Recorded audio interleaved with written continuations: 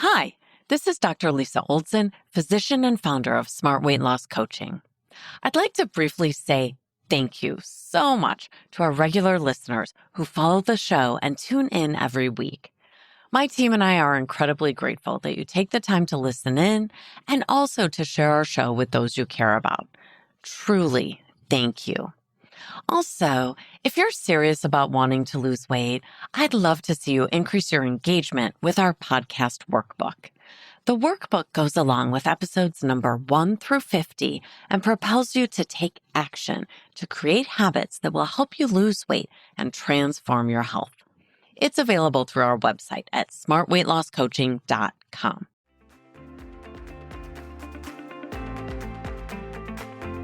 Welcome to the Smart Weight Loss Coaching Podcast. I'm Dr. Lisa Olson, a board-certified weight loss medicine specialist and certified life coach.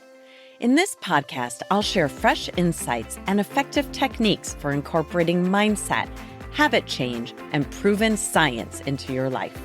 Are you ready to achieve sustainable weight loss, wellness, and longevity? Then let's jump in and lose weight the smart way. Welcome back. Weight maintenance is harder than weight loss, in my opinion. They're both tough, of course. If weight loss and maintenance were easy, everyone would be skinny. But there is something about reaching your weight loss goal that messes with our brains a bit.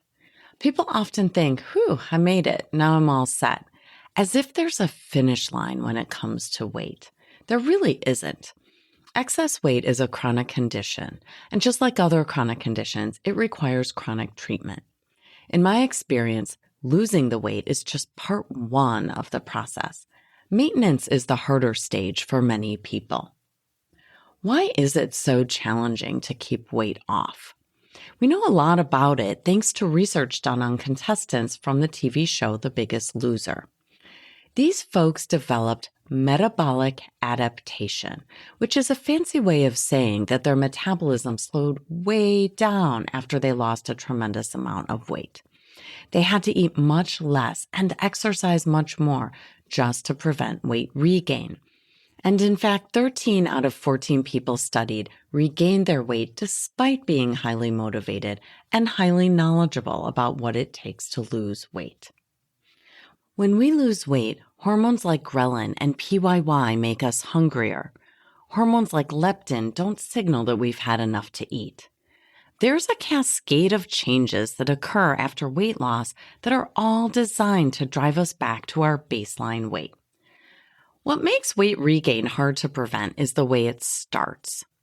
Weight gain often starts with little micro quits. That's what I call them. We might think it's no big deal if I have a little treat here or there, or it's fine if I skip a workout or two. I'm doing okay. I have a little wiggle room. And in a way, that's true. We don't usually see the impact of a micro quit right away. And then if these micro quits start to increase in amplitude or frequency, we forget that it's our hormones in our brains trying to drive us back to our baseline weight. And instead, we blame ourselves and think we're the problem. This is when I hear people say things like, I've just been lazy recently, or I don't know why I'm so unmotivated. I'm just not doing what I know I need to do. I hear people call themselves undisciplined, lazy, procrastinators, disorganized, and just generally off track. It really hurts my heart to hear that because I understand the micro quits and the creeping up on the scale aren't due to some personality flaw. They're due to changes in metabolism, hormones, and our brains. My hope is that hearing this will help one person stop blaming herself for this struggle. I know I used to blame myself all the time when I'd lose and then regain weight in a classic yo-yo diet fashion.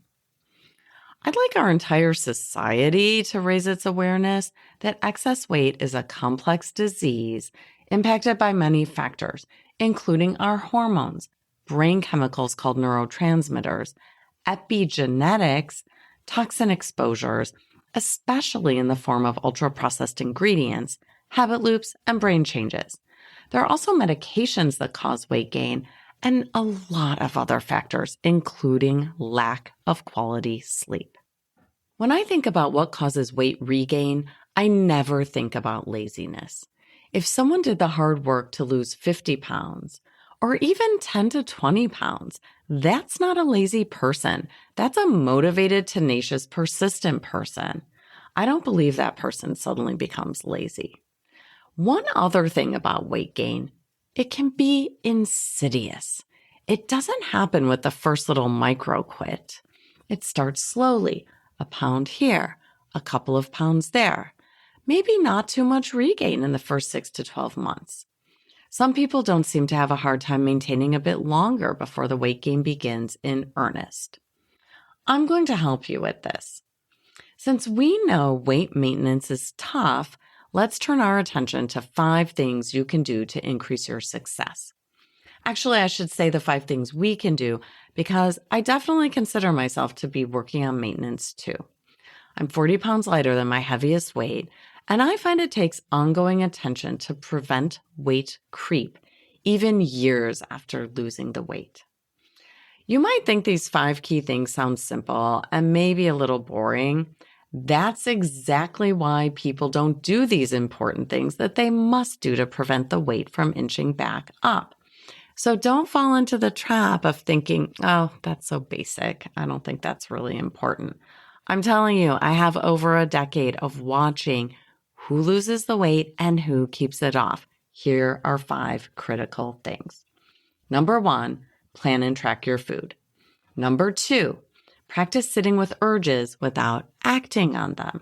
Just sit with them. Number 3, congratulate yourself for your effort or success. Number 4, move for 60 to 85 minutes daily in some form of moderate intensity exercise. And number 5, connect for life. I'll explain these all in more detail. We might add another, which is take your medication. If you're taking weight loss medications, they only work when you use them. When you stop them, they don't work anymore. Consider some other familiar medications. If you stop taking a birth control pill, you can get pregnant, right? If you stop taking your blood pressure medicine, you can have a stroke because your blood pressure will go back up. If I put you on a statin for your cholesterol, along with diet and exercise, and your numbers come down nicely, I wouldn't stop your Lipitor. No, I'd simply continue what's clearly working well for you. Weight loss medications are intended for long-term use, which includes weight loss and weight loss maintenance. In fact, some people lose weight with lifestyle modification and only then go on to weight loss medication when they're ready to maintain their weight loss. Think about that. I have an amazing client who lost over 130 pounds on her own, but she was pretty miserable trying to keep that weight off. It was an all-consuming task, and the food noise in her brain was relentless. She was constantly thinking about food. What helped to dial down her food noise was actually a low dose of an older weight loss medication. So, that's medication for weight loss maintenance. But let's go back to our 5 critical tasks to keep the weight off. Number 1 was plan and track your food. Come on, people. This isn't sexy, but it works so well. I like to divide a piece of paper into 2 columns. On the left, you can make your plan, and on the right, track it. And if you find you're off plan, take a hot second and see what you can learn from it. This is Weight Management 101. Just do it. It really works if you spend just a minute or 2 thinking about your plan and trying to learn from your wins as well as your obstacles. Number 2, sit with urges without acting on them. We do a deep dive into this in our 12-week webinar program at Smart Weight Loss Coaching, so I won't get too detailed here. But when you think about weight gain, often it's the desire to eat something impulsively that leads us to eat off plan. This is not a problem, people. You can do this. But sitting with urges and feeling your uncomfortable feelings doesn't happen easily the first time you do it. You'll probably practice at least 1,000 times before it's easy, so you may as well start now. I practice this constantly. Every time I see a pastry, some chocolate, some ice cream, and so on. It's not that I don't eat those things. No, that's not what I'm saying. It's that I'm practicing not eating them impulsively. That's what I mean about sitting with urges. If I plan to eat a treat, that's fine. If I didn't plan it, I'm going to practice sitting with the discomfort of wanting to eat that chocolate and just let that simmer. It's not hurting me. I'm not bleeding. All right, number 3, congratulate yourself for your success or your effort. Why this? Because behaviors that get rewarded get repeated. You've heard me say this before. Please don't let your inner mean girl take charge. Just be a little kind to yourself. This is hard work, and we want to reward our effort.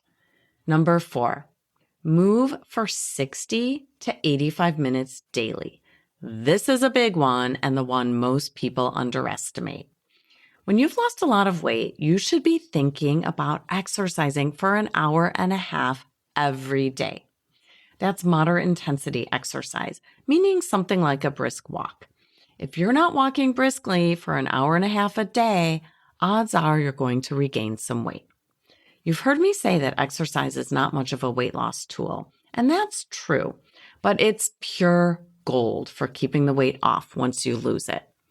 It's also not a bad idea to sprinkle in some weight training or resistance training during your hour or an hour and a half each day. Number 5, our final one, connect for life, by which I mean meet regularly with someone to check in and stay accountable. We know that people who continue meeting with their accountability person, whether that's a physician like me or any weight loss program, those who keep showing up keep their weight off. Don't underestimate the value of attendance. Think of it like AA. There are people who go to meetings every single week after being sober for decades. It helps them to stay aware and accountable. The point is that with weight interventions, whether we're talking about medication, nutrition, exercise, or meeting regularly with someone to check in and stay accountable, those who keep showing up keep their weight off. So whether you're in weight loss or maintenance mode, it's time to set your NBA, your next best action. I'd suggest making a plan for how you're going to stay engaged over time. This journey can be a solitary struggle, or it can be a collaborative partnership with others looking to increase their health span and maintain their healthy weight. Thanks so much for listening. If you'd like more support during your smart weight loss journey, check out our group coaching program at smartweightlosscoaching.com. Until next time, stay well and stay smart.